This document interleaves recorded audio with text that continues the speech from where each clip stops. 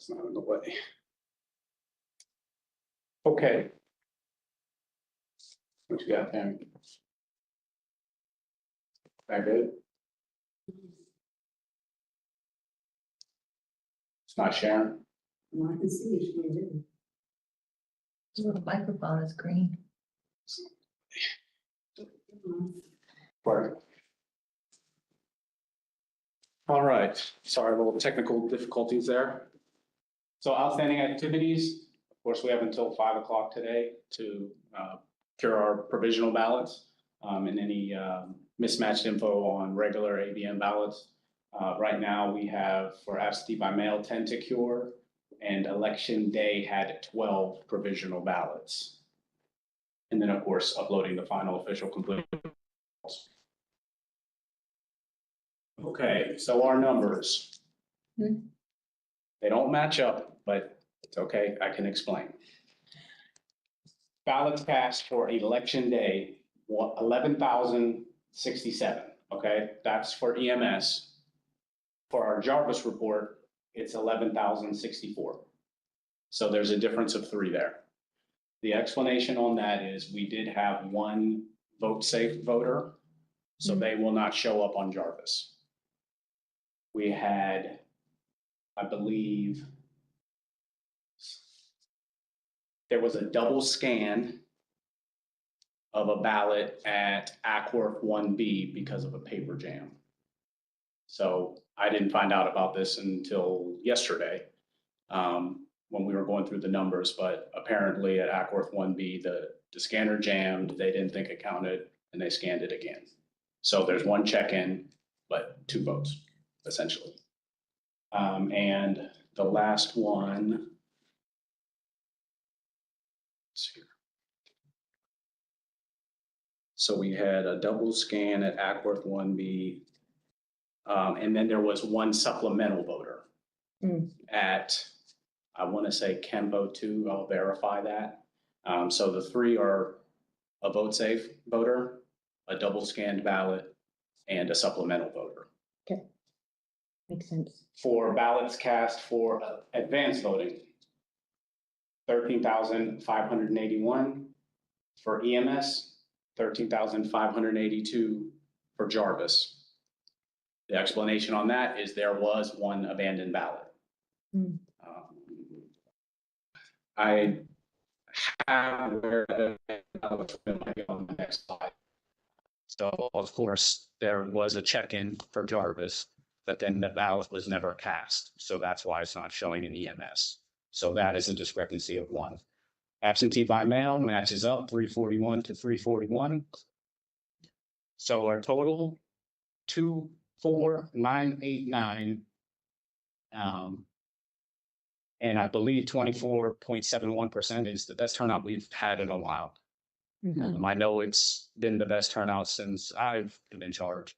And thinking before that, we had PSC, which wasn't a really good turnout. That's our first special election. Sure is, sure is. So hopefully we can keep that momentum going.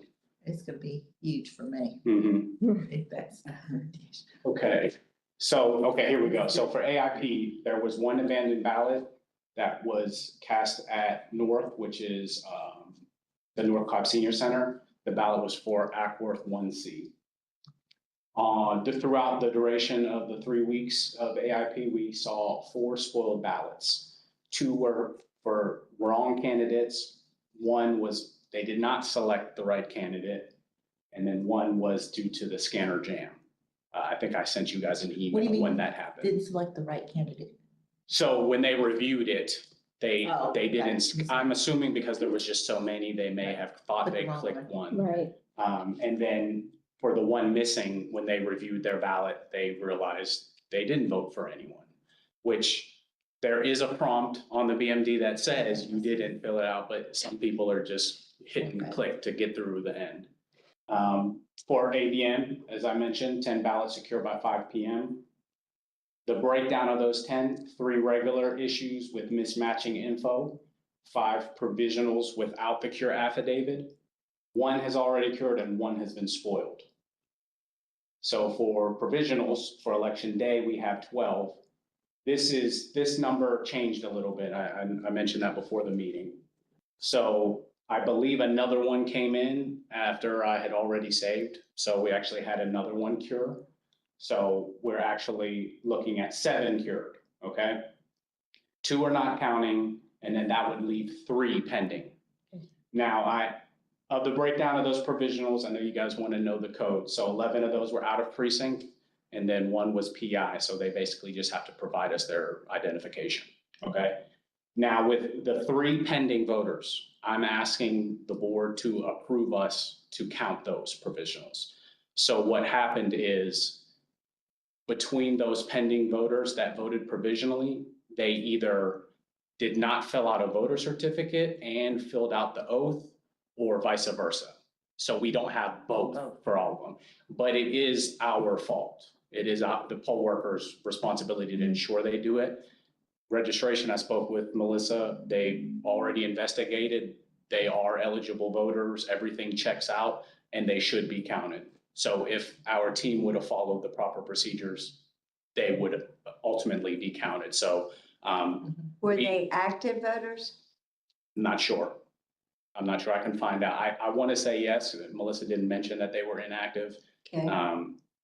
But I don't know, but I can find out. So But they are who they said they were. yes, yes. And we do have one document to line up. We just don't have both of the supporting documents.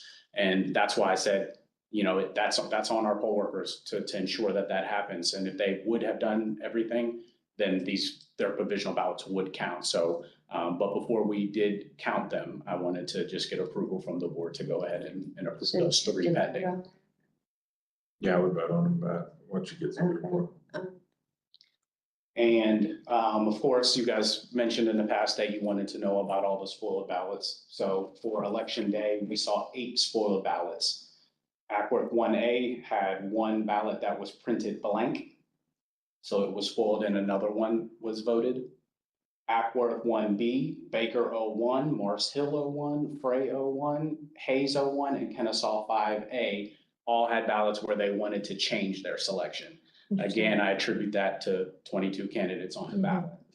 And then, of course, in Lost Mountain 03, we did have a printer jam where we had to spoil the ballot and let them vote again. But that is all I have for the pre-certification meeting. Any questions? Just clarification for the provisionals where you had the oath and not the other document, vice versa. So there's no way those people would know to cure their ballots because they wouldn't know. I'm not sure. They should have been explained the process at the poll, but I don't know exactly what happened. I know that we tried to do everything we could to contact them. We did a lot of research. I know Melissa she went above and beyond, and she was able to track down 2 of them and get their information, and they were able to come in today and actually sign the documents. But there were 3 that we just couldn't get in contact with. I have a question for you. Do you know how many applications we got for UACAVA Yes. in the category that they came from, as well as the number returned?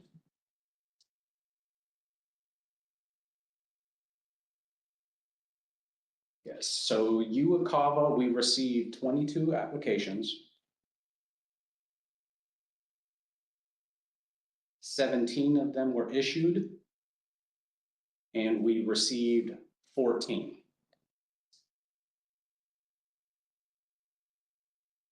5 were rejected.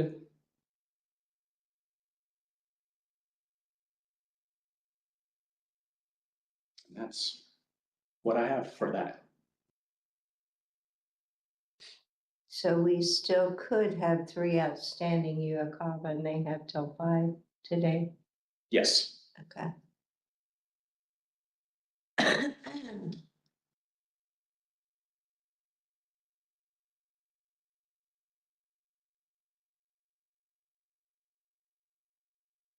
Any other questions about the slide before I stop sharing?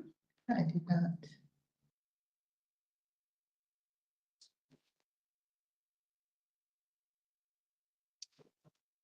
Do you want to share with the board on the ticker tapes, on the tabulation tapes?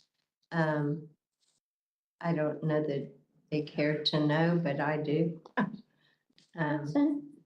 We can, I mean, it looks like Michael's prepared to answer that question. He is, I Okay. believe. So I know we went into some discussions on election night about the disabled candidates that withdrew the reporting, the numbers and all of that. So I did a little investigating, had some conversations with Liberty Boat and the state. And basically the explanation that was given to me is I can just enable those candidates again and run the reports and they should be there. Because basically it's just a filter. So when we upload the memory cards, the votes are still there. It's just since they're deactivated or they're disabled, they're filtered out from the report. So I went in, I activated the 5 candidates again and ran the report and they all show zeros. I have that report right here. I can share that with you guys. I didn't want to, I'm still waiting on more answers because it didn't work like they said it would. So I did talk with the state and what was suggested is to really show those results, we should reject the upload and re-upload. And I had some concerns with that. Reject the upload, stay. Sure. Yeah, we're not. Yeah, I think so. So, you know, considering the optics of that and what could go wrong technically with it, I wasn't comfortable with doing that. So what seems I like an did, irresponsible suggestion. You think? Just like to say that on the record. When we call on things like this, is it the liaison you talk to or is it someone in tech support? so I spoke to CES. And then also I talked to the head technician for Georgia through or for Liberty Boat, which is Xavier. And he actually said he's going to continue to investigate to see if he can find out how it works. Are these documented tickets so that No. it's not just? They do that on purpose. No, there's no, But like this I mean, I could send an email, but that's probably, they need to have a record of anyone, not just you, but anyone that calls and says, I found a discrepancy, or this site isn't working as it's supposed to, or these candidates are showing up as 0 and they should have values other than 0. Mhm. Like, well, I think this is a Yeah, unique practical. scenario. I'm In not- my opinion, that had to have been physically changed by the Secretary of State. They had to put in 0, okay? Because they do show up on the On the tape. tape. All right, so let's, So- so finish your investigation. I So, guess, yeah. but that's an important point to ponder. Yeah, Okay, to your point. So again, I don't know how many other counties are even looking at it this level or have even tried to go back and enable disabled candidates. So this may be something, you know, they've never encountered before.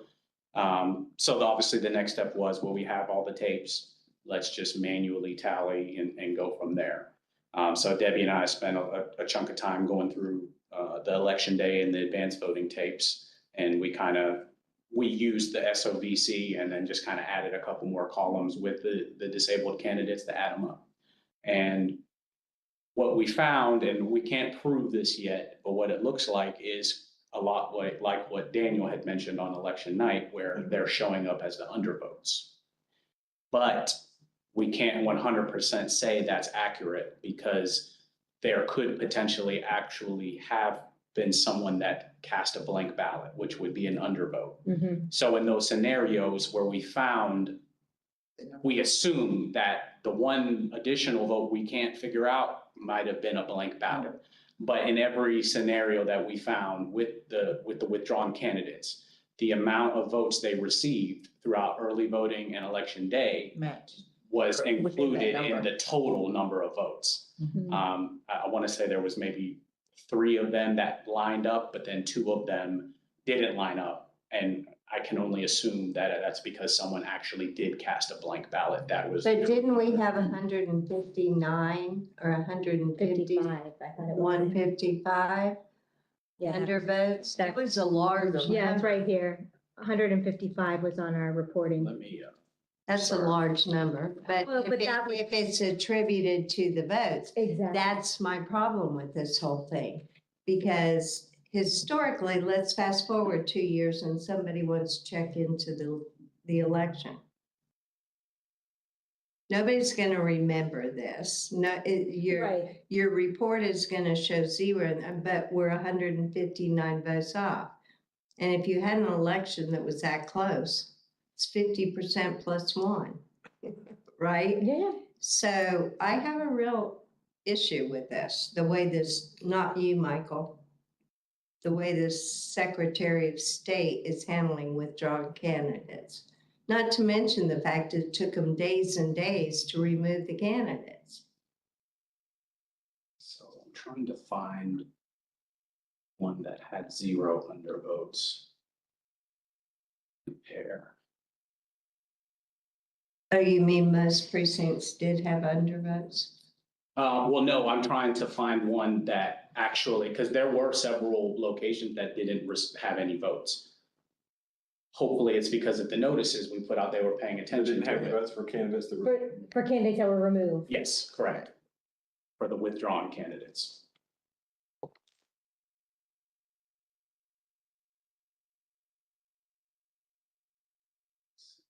Would that show absentee ballots as well? No. Yeah, okay. Yeah, we tried to get that to work. I'll have to. No, I don't want you to go to any more trouble. I just wanted to, Even if it's just roughly in that neighborhood, that would go a long way to explaining why there was. That just makes the most sense, so that's. That's where it actually shows in the reporting, it's under undervotes. Yeah. That it's considered an undervotes because the candidate. but that's why the Secretary of State should not mess with that number. I don't disagree. I mean, think however they set their filter up, it's just gonna show up that way. If you filter out those candidates when you upload them into this EMS system, and you've got this number of ballots, then it's gonna show that as undervotes, because you're gonna still have the same number of total ballots, but you're gonna have, 155 that. But he re-enabled it and it Yeah. still showed up zero. That's my problem. Right, well, Okay, that could only be Sure, so some kind of manipulation right, of that just maybe number. have their filter set up to say, no matter what, it's gonna show zero, because that's people. the coding, but the problem is when you Right. don't articulate what the Right. system is doing and when people can't answer, then it makes for a situation that is questionable. Right. And not only that, should this be a big number? It isn't. But if you add up all these different counties, could it be a big number? This is one county. That's a good point, Okay, too, yeah. and so anyway, Michael, I know it was extra work and I appreciate you. well, I mean, it's important because it's important for not only our office to understand the data, but we need to be able to explain it to. Right, To the board exactly. and to our Yeah. voters. Like, for example, Lost Mountain 03, it shows 6 overvotes. But when we, or sorry, undervotes. Under. Sorry, I've been saying that all day. 6 undervotes. But then when we look at the candidates, there was 1 vote for Larry Hilly, 1 vote for Christian Michael Hurd, and 4 votes for Trey Kelly. That's For the Trey. vote. That's, Yeah. yeah, but you only see that on the tapes. You're Yes. not seeing that in the actual, Correct. Okay. It's, And the tapes are my this is concern. the report right there. yeah, Shows zeros Yeah. for right, 5 candidates that we added back in. wow. And they may have a workaround. I'm not sure. I just haven't heard it yet. Of course, I'll make sure to communicate that with you all if it does. Thanks for that. So I would think that the Secretary of State, if it puts a disclaimer on there. A Regarding disclaimer on where. where they list the undervotes and say undervotes include. Or how about they just list the candidates, so we're Either way. withdrawn and show the actual votes? Like, that's Because one. a disclaimer, when they're, in my opinion, whether it's enabling, not enabling, they're messing with the numbers. They don't They're not match. messing with the numbers, it's just the way they filter, so either they can list the candidates or say this number. If you're the showing undervotes- 0, but there were X number of votes cast, that's to me messing with the numbers. It's not 0. I think it would be cleaner if they had. It is cleaner a the other- column for withdrawn candidates. Right. And a column for Absolutely, you undervotes. can see the So actual we numbers, know. Right, but exactly. why they list. If they don't want to list it by name, they should still separate out in the manner in which you're saying, Sure. where it's clear that there are undervote, and that there are votes for candidates, that were withdrawn. Withdrawn. And that we need to be able to they need to understand that as boards, we need to reconcile that data. Or And of go course- to jail. This is still hypothetical. There's no proof. I mean, it could very well just be luck that a line. I would even That's be, I would even be okay if the category was withdrawn and the name's not there and you Exactly. put the number, but not having a number and showing zero, but the tape show a number, I do have a problem with reconciliation of that. Well, and that's what I feel like we've been saying all along in all different manners, all of us, is that we just want to be able to reconcile numbers. Yeah. And the Secretary of State's making that more, not this office, but the Secretary of State is making that very difficult to do, which then creates a problem for us. I may raise that issue next week in the SCB meeting. Go for it. Right here in Marietta. Yeah, Yeah, wouldn't that be special? but I appreciate you doing that Yeah, I research. do. And I I think really that that's do. helpful to understand that this is what, it gives us something to advocate for and to mention as we move forward. So I do appreciate it. I know it was a lot of extra work Because you it could be didn't foreseeable need. for May also. Right, and it's something we need to probably contend with in May and see if we can have a resolution before we're looking at some of Sure. those races that do have a lot of candidates and people could withdraw. And I'll continue to communicate with them and see if, there is a plan, or maybe part of the information just wasn't communicated to me. There may be an explanation out there and I just didn't get it on a short timeline. I don't know. But I'll continue to, But the coding does show that it's putting zeros for the candidates. And that is misleading information Does it show their names? on this report that Michael sent. Like here's James, Marty Brown, here's, Oh, Well, the thing is, I don't know why, for sure, the coding explanation, but I'm sure the legal explanation is a vote for candidates to be drawn as a nullity, and it's got to show as a zero. And I know we're saying it's just reporting, but like, I think they're just, like, you cannot, so they don't even want to show that it's a vote because it can't be a vote. And so if they just wanted to explain that all votes for candidates that have withdrawn are going to show up as undervotes, that might be enough, but they're not even doing that, so. exactly. And we just need an explanation of what we're looking at and what the reporting is telling us. Right. I think that's fair to say. But I appreciate you digging. well, they add this extra line, unresolved write-in. Why can't they just have one more? Right, I think that's what we're all saying. Yeah. Second alternative. That would be a pretty easy switch, right? Yeah. Yeah. Is this report in our packet, the one that shows? no, Okay. I can make copies or I can email. them. Email, can you I feel like email this would it? give us Yeah. something to actually ask. This gives us a legitimate ask. It would be See, then- something, Yeah. if I do decide to truly bring this up, because I do think it's important. Let's say somebody gets hit by a bus that was winning the race. You gonna publish zero for their name? I don't understand that particular logic. In the middle of But they're not and- withdrawn legally, right? That would have to be.